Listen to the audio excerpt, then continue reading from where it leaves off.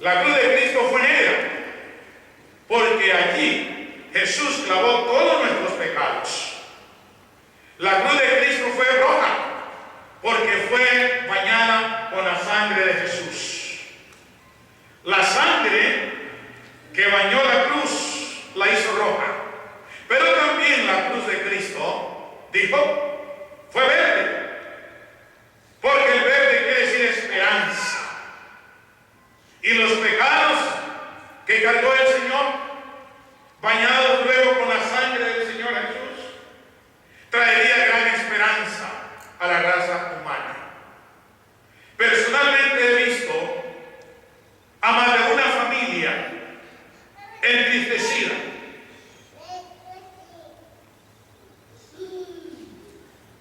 Qué pena, dicen, que mi esposo no es cristiano. He hecho todo lo posible para que él se convierta. Lo he llevado a tal lugar. He tratado con él. Y qué lástima, dijo una madre, que mi hijo no puede ser fiel, no puede obedecer a Cristo. Lo he llevado donde los psicólogos. He tratado con el sociólogo. Qué lástima, dijo alguien, que mi hermano de sangre no puede ser cristiano. Estaba cogiendo en el encanto de los colores de la vida y no lo puedo sacar de ahí. He tratado con los alcohólicos anónimos. Lo he puesto en una clínica. Lo he llevado donde los brujos y no logro tener un cambio en él. Más de una vez he visto rodar lágrimas de alguien que dice, no puedo cambiar. Yo quiero cambiar, pero hay una fuerza dentro de mí que no me permite la renovación, la transformación, ser diferente, no me permite. ¿Qué hay? Solo hay una forma, una manera, y esta es la cruz de Cristo, que cambia nuestras vidas. Por ello quiero hablar esta noche de esta lección, de este mensaje, único en la Biblia, único en las páginas del libro santo, la cruz del Señor. La promesa de los efectos de la cruz de Cristo son grandiosos.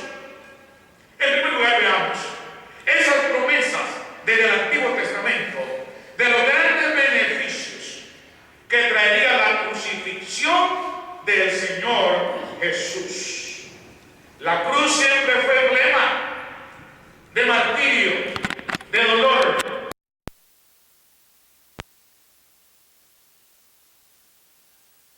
Si hablamos solo de la cruz, el madero, no tendría razón la lección.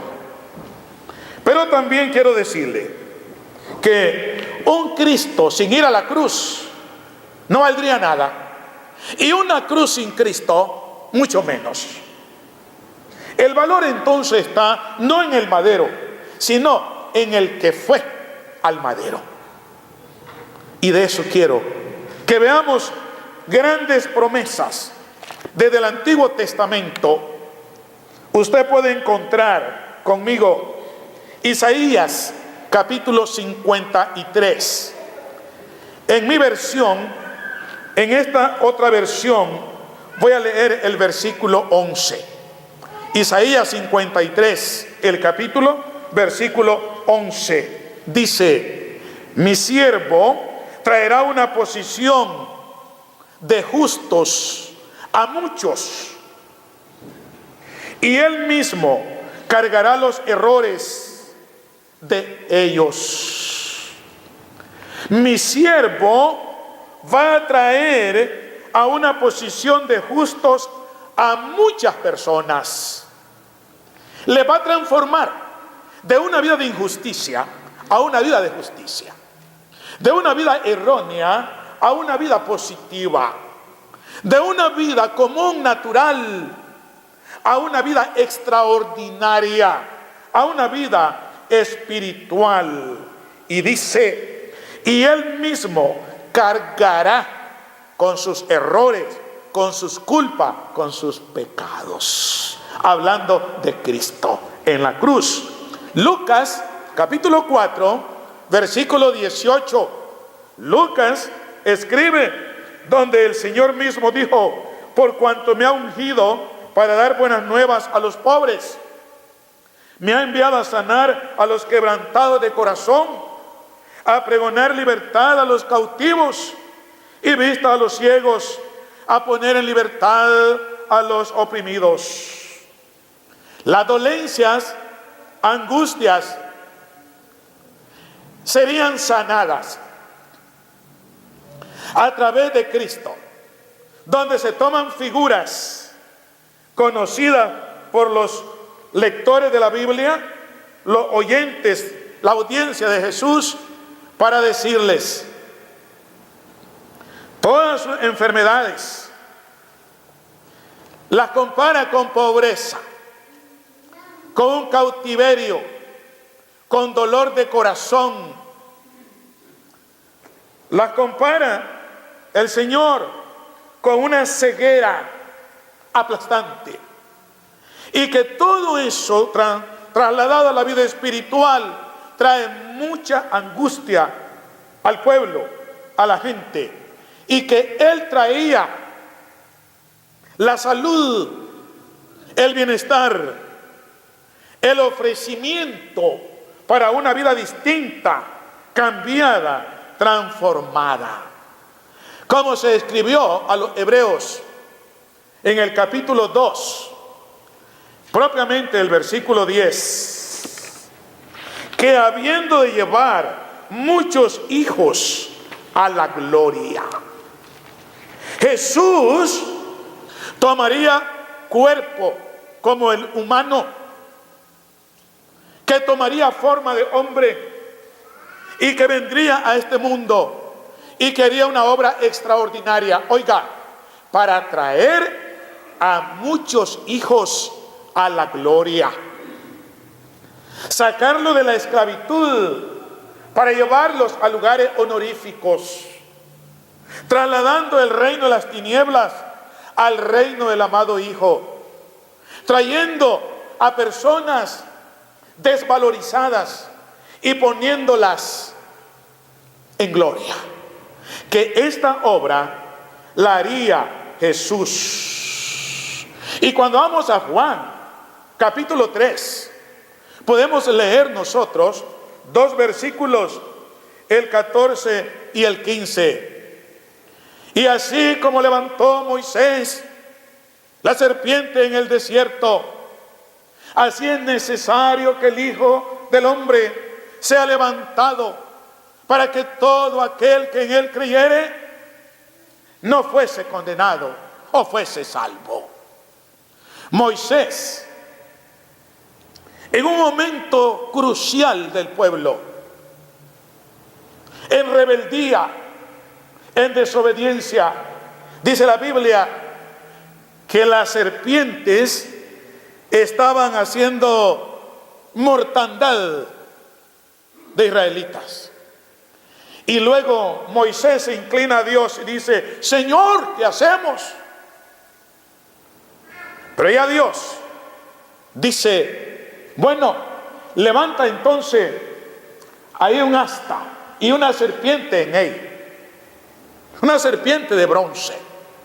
¿Y qué, Señor? Pues el que sea mordido por una serpiente, véngale, tráigale, y que mire la serpiente de bronce, y al mirarla será sanado. Luego dice entonces el escritor: ahora, así como levantó Moisés la serpiente en el desierto, es necesario que el Hijo del Hombre sea levantado, puesto arriba, clavado en la cruz, para que todo aquel, similarmente a los israelitas, que levante su corazón y lo ponga en el Señor crucificado, también va a sanar de su enfermedad espiritual.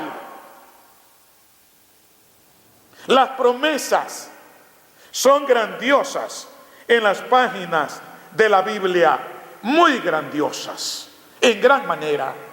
Yendo más adelante, Hebreos capítulo 12, versículo 2, leo: puesto los ojos en Jesús, el autor y consumador de la fe, el cual por el gozo puesto delante de él sufrió la cruz, menospreciando el oprobio. Menospreciando el oprobio. En griego, aiskone, que quiere decir menospreció la vergüenza en la cruz. Que lo desvisten, le quitan sus vestiduras reales y lo levantan para la mofa, para el ridículo. Y la Biblia enseña que al levantarlo, el vituperio no se esperó. Afrentas, burlas, desde luego injurias, censuras al ser levantado en la cruz. Y a la vez, desde que fue arrestado, latigado, escupido su rostro, heridas sus espaldas, heridas sus manos, heridos sus pies, herida su cabeza, herido su propio costado, desangrado el Señor, desfigurado en la cruz. Y me pregunto, el que fue al bosque a cortar las espinas, el que pudo tejer la corona, qué calma, qué paciencia tuvo, pero con un corazón negativo, no más para hacer sentir el dolor a Jesús, desde la coronilla de su cabeza hasta sus pies. Pero pudo más el gozo puesto delante de él.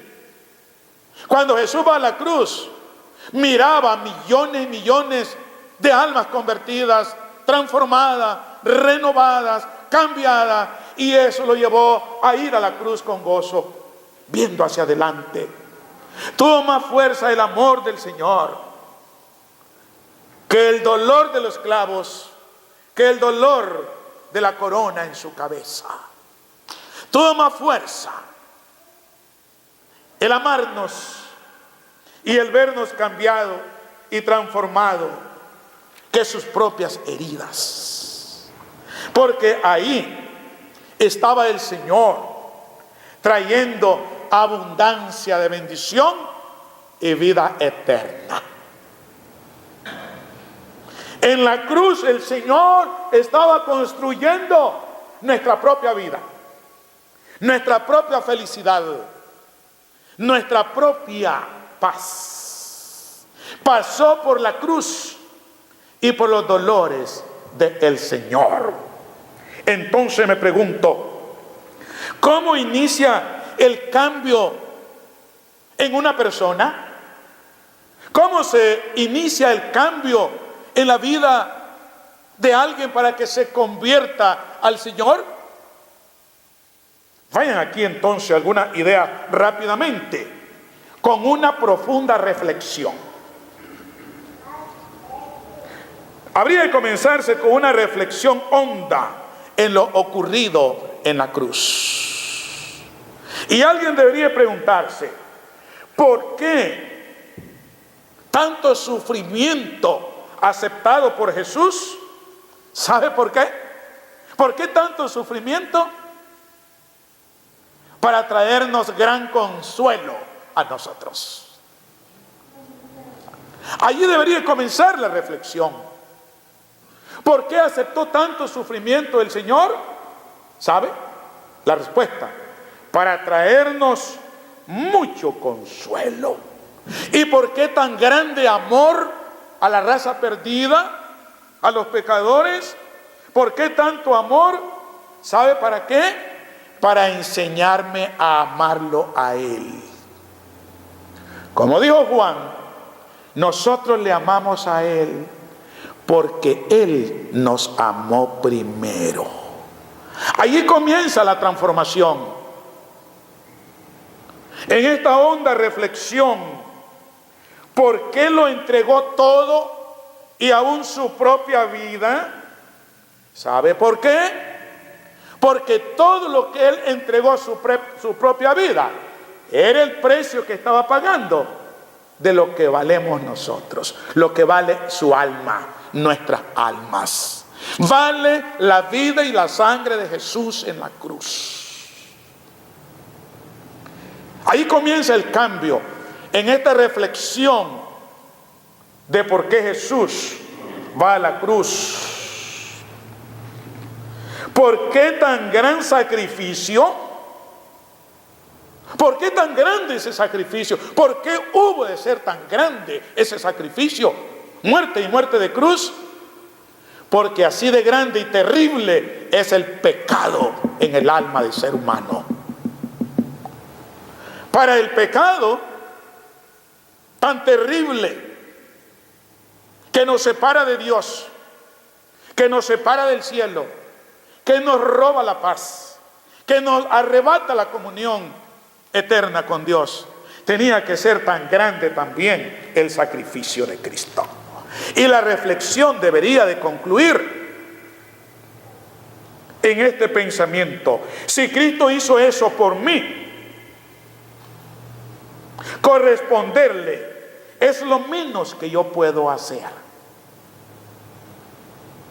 Si todo eso lo hizo por ti, lo hizo por usted, lo menos que usted podría hacer es corresponderle a su entrega. Haz lo mismo con Él. Entrégate a Él, porque Él se entregó por ti. Si hubiese esa reflexión en el alma, nos preguntaríamos, entonces, ¿qué sigue? Supongamos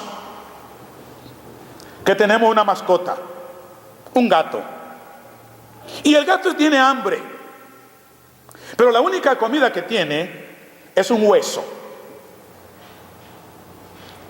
Y tú quieres quitárselo porque no lo va a alimentar a la mascota. Pero acércate al gato a ver si te da el hueso. No te lo da. Él ruñe, porque es de él. Y cree que es lo máximo que tiene en alimento. Eso cree él. Y no te lo da el hueso. ¿Y cómo se los puede quitar? ¿Cómo se lo podríamos arrebatar? Muy sencillo. Tome un bistec y se lo acerca. Desde que él olfatee esto, suelte el hueso y agarra el bistec.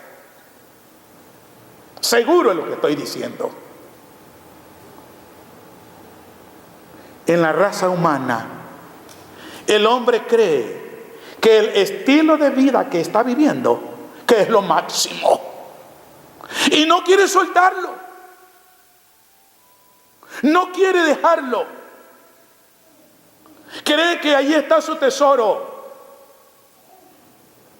Cualquier tipo de práctica errónea la valora tanto que si tú le dices que cambie ese estilo de vida por Jesús, por otro, no lo suelta, no lo deja, no lo deja. Muy difícil. Pero Jesús hace el cambio y la transformación por una sencilla razón: porque lo que se ofrece en la cruz es mucho más valioso que cualquier objeto, idea, vicio, práctica que tenga cualquiera persona sobre la tierra. Y cuando le da el ofrecimiento a Jesús, se da cuenta el ser humano que es de mucho más valor lo que ofrece Jesús en la cruz que lo que tiene en mano el hombre. Es capaz de soltar esto y asirse de la mano de Cristo. La Biblia nos enseña entonces que la cruz ofrece más abundante que cualquier expectativa que el hombre tenga en su corazón. No importa la edad, el estrato social, económico, no importa. Los ofrecimientos de la cruz son superiores. Efesios capítulo 3, el versículo 20. Efesios 3:20 dice: y aquel que es poderoso para hacer todas las cosas mucho más abundantemente de lo que pedimos o entendemos.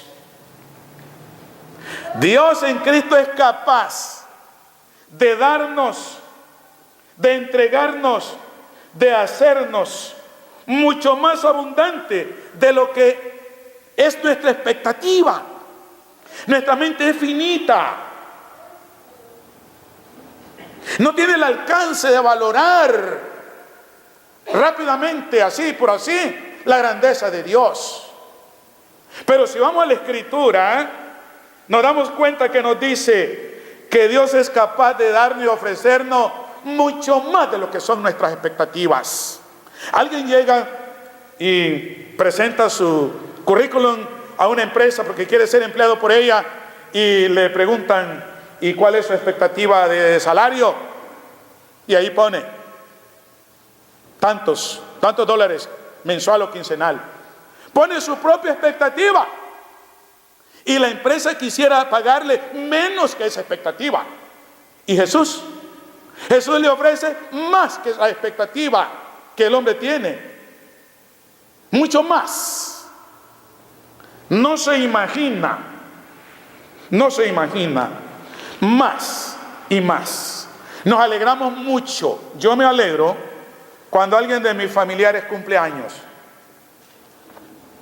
Cuando Dios me lo hace cumplir a mí, me alegro más todavía. Y nos alegramos con nuestros chiquititos cuando están de cumpleaños. Los llevamos a comer, les damos un presente y qué alegría. Esa es nuestra expectativa familiar.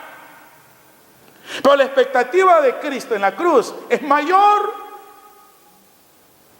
No solamente nos ofrece un año más de vida, o 30, 90, 100 años de vida. No, nos ofrece vivir para siempre. Donde no vamos a ir contando un año y otro año, ya cumple un año. No va a haber necesidad, sino que será una vida para siempre. Segunda epístola a Timoteo capítulo 1 versículo 10. Segunda epístola a Timoteo capítulo 1 versículo 10. Pero que ahora ha sido manifestada por la aparición de nuestro Salvador Jesucristo, el cual quitó la muerte y sacó a luz la vida y la inmortalidad por el Evangelio. Las expectativas de Cristo están por encima de las expectativas de cualquiera persona. Hablando de la familia, qué bien adquirir una casa en Nicaragua. Es muy difícil. Yo creo que en muchos países, muy difícil que usted pueda decir: ya es mía la casa. Muy difícil. Pasarán muchos años probablemente para que alguna familia en Nicaragua obtengan una casa propia, que no sea rentada. Y cuando la pagamos, ¡qué alegría! Ya es mío el inmueble. Ya esta casa es mía. ¡Qué alegría, qué contentamiento! Y le decimos al predicador: hermano, quiero que hagamos un culto de acción de gracias, porque la casa es mía. ¡Qué bien! Perfecto. Las expectativas de Cristo son mayores que tener un inmueble, una vivienda. Mateo, capítulo 19, versículo 29. ¿Qué dijo Jesús a sus apóstoles? Le dice uno de ellos: Señor, nosotros lo hemos dejado todo y ahí dejamos las barcas, dejamos las redes, ¿y qué vamos a recibir, Señor? Y responde en el 29: y cualquiera que haya dejado casas, hermanos, hermanas, padre o madre o mujer o hijos o tierras por mí, dice Jesús, recibirá 100 veces más aquí y heredará la vida eterna. Están por encima las expectativas que ofrece el Señor. Llegué ayer de Nicaragua, ya me ofrecieron 2 casas aquí a mí. Llegué a una y me dice, esta es tu casa. Llegué a la otra, esta es tu casa. Esas son las expectativas del Señor. No es cosa pequeña, insignificante, pequeña en nuestra mente. Él es grandioso. No te preocupes que la familia, que la casa, que esto, que lo otro, y qué dirán de mí, y qué, cómo me van a ver mis parientes, mis amigos, mis vecinos. No te preocupes, esa es una pequeña expectativa tuya. La de Dios es grandiosa, aquí y allá la vida eterna para siempre. Si tan solo nos acercamos a la cruz, más que los placeres naturales de la carne, más que los gustos que queremos darle a la carne, lo que ofrece Jesús son extraordinarios, ni comparado con lo que nosotros podemos desear. Gálatas capítulo 6, versículo 14.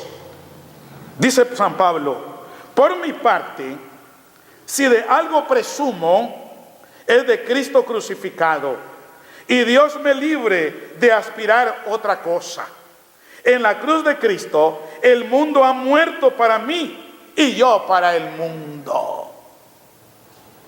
Lo máximo, la crucifixión del Señor. Todos los ofrecimientos del mundo, los colores, deseos, pasiones del cuerpo, satisfacción de las pasiones y todo lo que el mundo ofrece, dice Pablo, eso para mí. La cruz de Cristo lo llena todo. Me basta y me sobra, diría. Y luego la palabra sigue diciendo, 1 Juan 2:15 al 17, no améis al mundo ni las cosas que están en el mundo. Si alguno ama al mundo, el amor del Padre no está en él. Porque todo lo que hay en el mundo, los deseos de la carne, los deseos de los ojos y la vanagloria de la vida, no proviene del Padre, sino del mundo.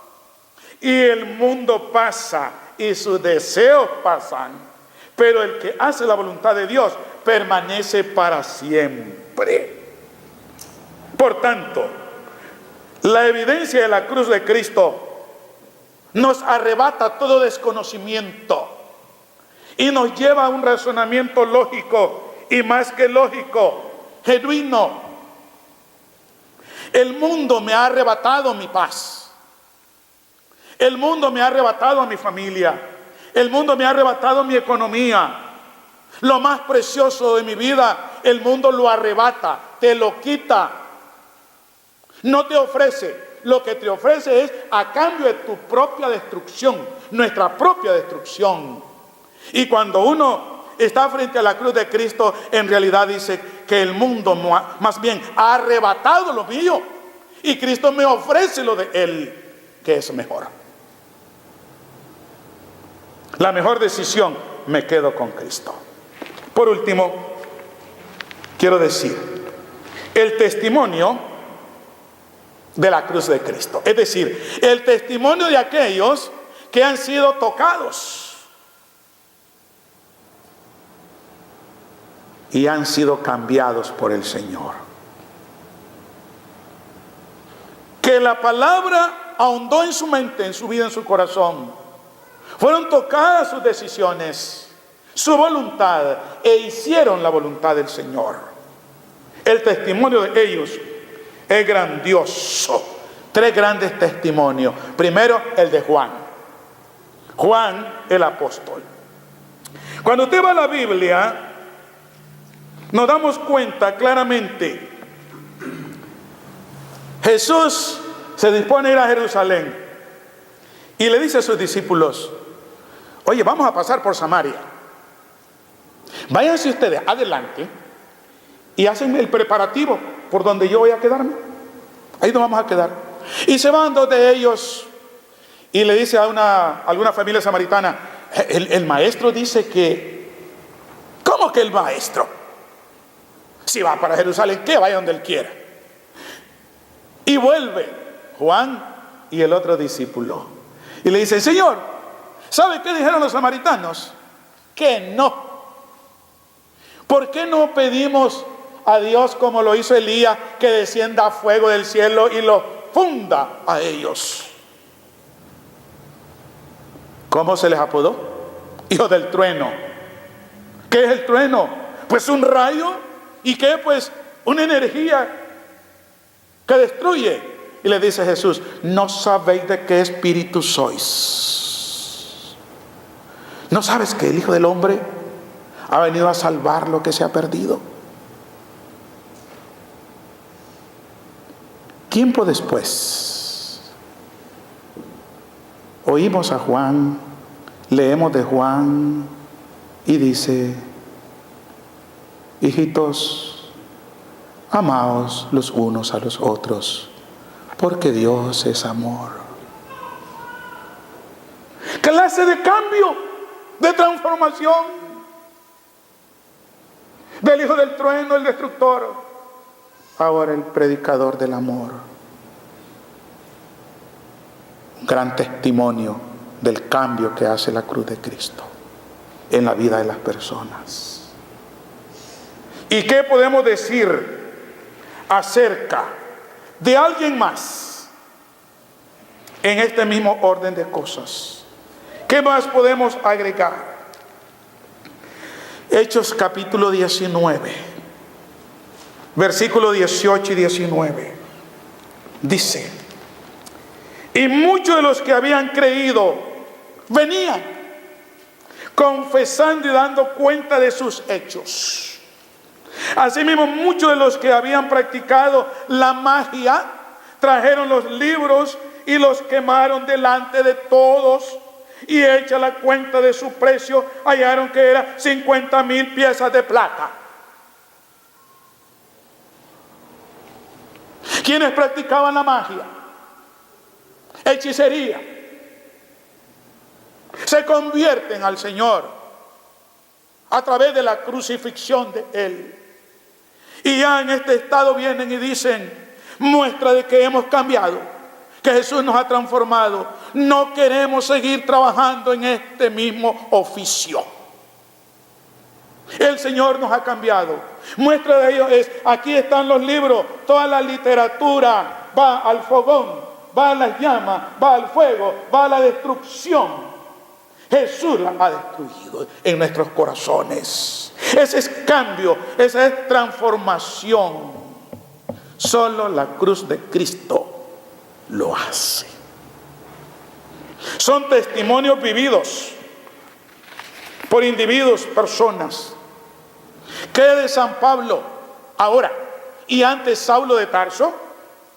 ¿Qué podemos decir? El apóstol Pablo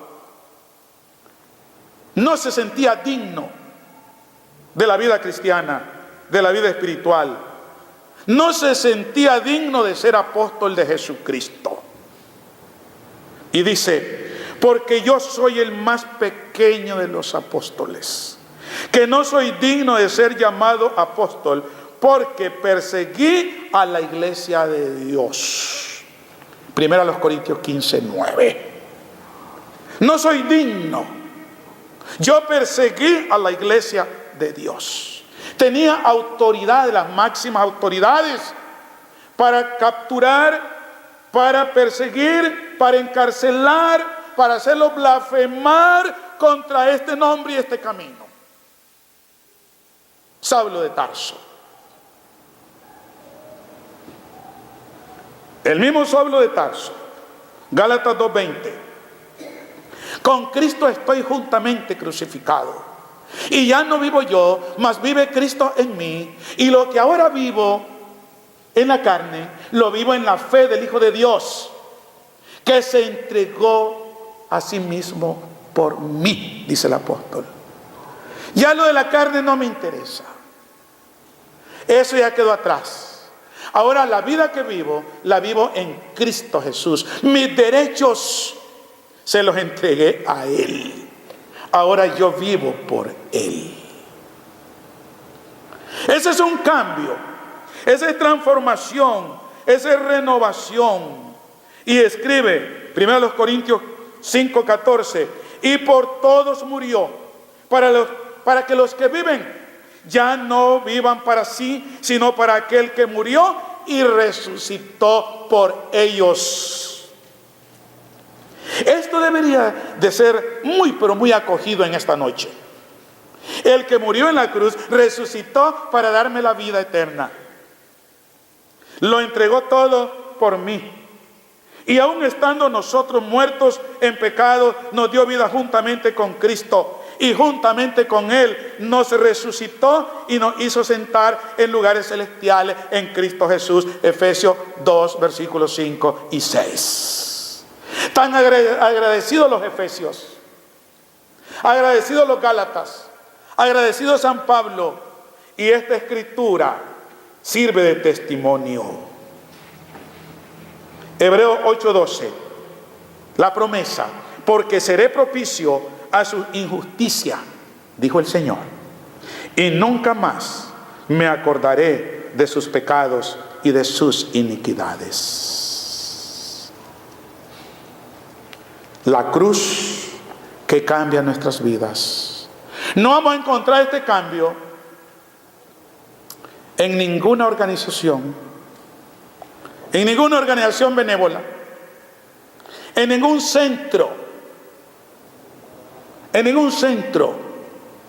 de rehabilitación o cosa por el estilo. No lo vamos a encontrar jamás, solo en la cruz de Cristo. Si esto es así, ¿hay alguna persona en esta noche que está dispuesta a confesar que cree que Jesucristo es el Hijo de Dios? Alguien que no es miembro de la iglesia de Cristo, alguien que no ha sido bautizado o bautizada. ¿Hay alguna persona que hoy diga: Señor, quiero mi transformación? Heme aquí esta noche. ¿Habrá alguien? Me gustaría saber. ¿Algún caballero? ¿Una dama? ¿Un señor? ¿Un joven? Que diga: yo quiero la transformación de mi Señor. Quiero venir a Cristo. Mi arrepentimiento me impulsa, porque no quiero vivir el estilo de vida que tengo hasta hoy. Quiero vivir la vida con Cristo. Vengo creyendo que Él es el único, y estoy listo a confesarle, y estoy listo o lista, preparado, preparada para nacer del agua y del Espíritu, para hacerme de Cristo, para tomar su mano y que Él haga su obra completa.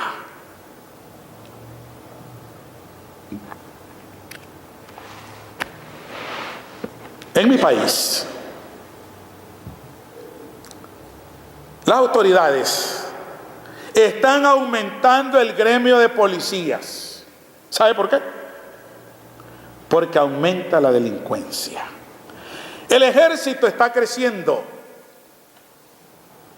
¿Sabe por qué? Porque crece la delincuencia. Cárceles se están construyendo porque aumentan personas que, según ellos, la cárcel les va a cambiar, les va a transformar. No necesitamos más policías en las naciones. No necesitamos más ejército. No necesitamos más cárceles. ¿Sabe qué necesitamos? Más predicadores que prediquemos la cruz de Cristo que transforma al hombre. Eso necesitamos. Más almas que se conviertan a Cristo, que le busquen de corazón. La cruz perfecciona nuestras vidas hasta el fin. Nosotros todos, dice Pablo, mirando a cara descubierta como en un espejo la gloria del Señor, somos transformados de gloria en gloria en la misma imagen. Los que somos bautizados, alguien dirá: hermano Pedro, ¿y por qué el Señor no me ha cambiado a mí? Es que no has mirado al Señor.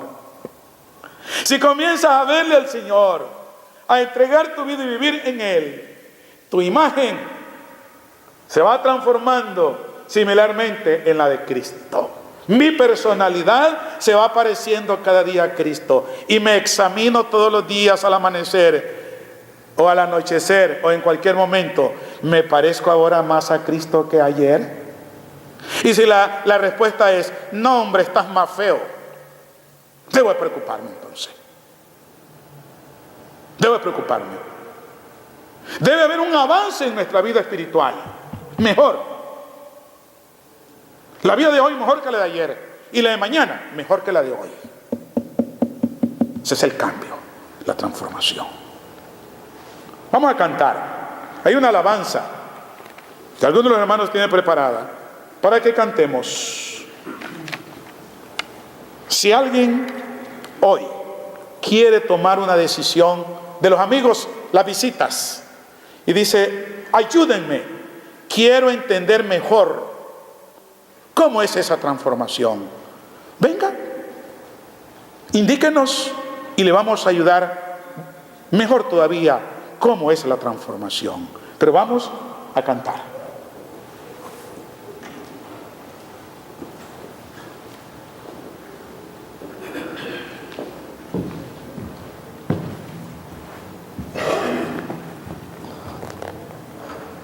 Vamos a entonar un himno. Nuestros hermanos están preparándolo ahorita. No sé qué pasó.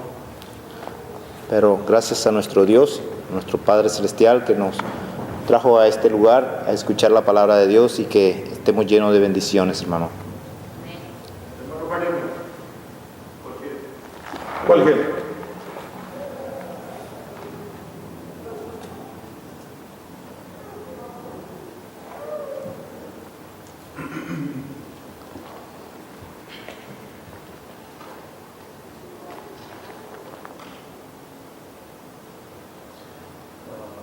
Hay uno que es el 36, a Jesucristo vence y tarda.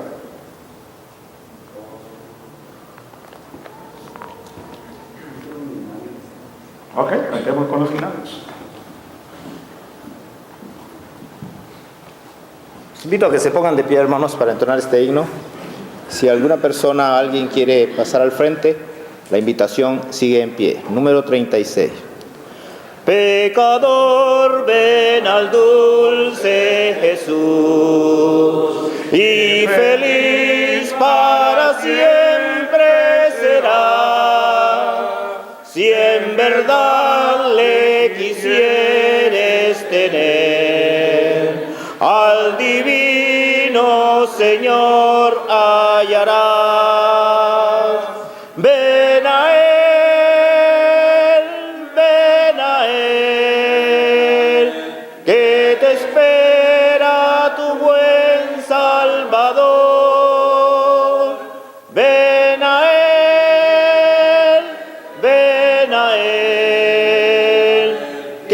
Espera tu buen Salvador. Si cual hijo que necio pecó, vas buscando a sus pies compasión, tierno Padre en Jesús hallarás, y tendrás en sus brazos perdón. Ven a Él,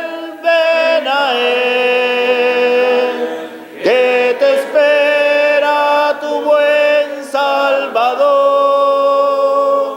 Ven a Él, que te espera tu buen Salvador. Si enfermo te sientes morir, será tu doctor celestial, y hallarás en su sangre también medicina que cure tu mal.